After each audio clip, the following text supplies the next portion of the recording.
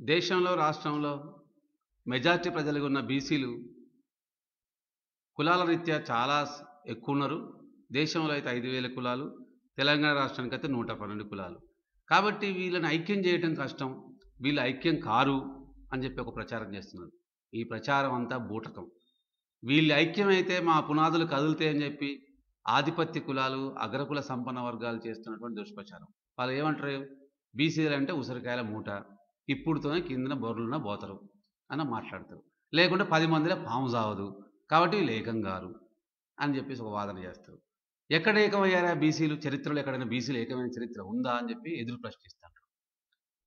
అంటే ఏకం గారు కాబట్టి వీళ్ళు పెట్టే డిమాండ్ సక్సెస్ కావు. సక్సెస్ కావు కాబట్టి ఇక ఉద్యమాలు చేయటం ఎందుకు అన్నట్టు వాదన తీసుకొచ్చి ముందు పెడతారు. అంటే దీన్ని ఎందుకు చేస్తున్నారంటే వాళ్ళ దోపిడీని యథేచ్ఛగా కొనసాగించడానికి, యథేచ్ఛగా ప్రభుత్వం ఇచ్చే సబ్సిడీలని తాము కాజేయడానికి, మెజారిటీ బీసీ ప్రజలు కడుతున్న పన్నుల ద్వారా ఆదాయాన్ని తమ సొంత పెట్టుబడుల వాడుకోవడం కోసం చేస్తున్నటువంటి ప్రచారం తప్ప మరొకటి కాదు. మనమే చూసాం, భారతదేశంలో వందల సంఖ్యలో సంస్థానాలు ఉండేది, వేల సంఖ్యలో కులాలు, వందల సంఖ్యలో మతాలు, కులానికో సంస్కృతి. ఇన్ని సంస్కృతులు, ఇన్ని మతాలు, ఇన్ని భాషలు, ఇన్ని కులాలు, ఇన్ని జాతులు, ఇన్ని సంస్థానాలు ఉన్న వాళ్ళందరూ తమల్ని దోపిడీ చేస్తున్న బ్రిటిషోని తరిమి తరిమి కొట్టారు. ఇక్కడ చూడండి, మన తెలంగాణ రాష్ట్రంలో నిజాం సర్కారు అందరిని అంచేశాడు. భారతదేశ విప్లవోద్యమానికి డ్రెస్ రిహార్సల్స్గా పేరు పొందినటువంటి తెలంగాణ రైతాంగ సాయుధ పోరాటంలో రైతులే కాదు, రైతులతో పాటు సబ్బండ కులాలు, అనేక వృత్తులు అందులో పాల్గొన్నాయని చెప్పి ఈ చరిత్రలో చెప్తున్నాయి. బ్రిటిష్ అధికారులు బ్రిటిష్ రాణికి పంపిన లేఖల్లో మనకు స్పష్టం అవుతున్నది. అంటే తెలంగాణ రైతాంగ సాయుధ పోరాటంలో కూడా అందరూ ఏకమై నిజాం సర్కారు తరిమి కొట్టారు. ఆ చరిత్ర మనకుంది.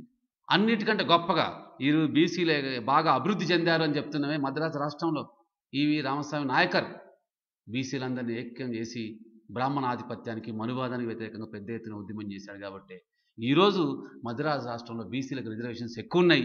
బీసీలు అన్ని రంగాల్లో అభివృద్ధిలోకి వచ్చారు. మరి అక్కడ సాధ్యమైంది, స్వతంత్ర పోరాటంలో సాధ్యమైంది, తెలంగాణ సాయుధ పోరాటంలో సాధ్యమైంది.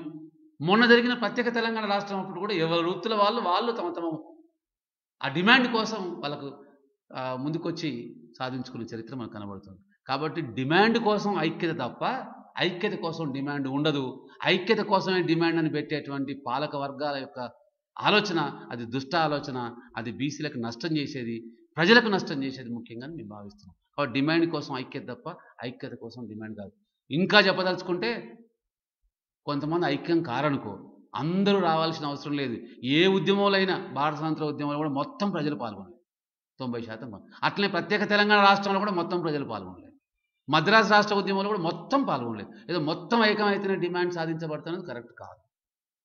అయినా అన్నిటికంటే మించి ఏంటంటే బీసీ సప్లాన్ సాధన అనేది 112 కులాలను ఏకం చేసేటువంటి డిమాండ్.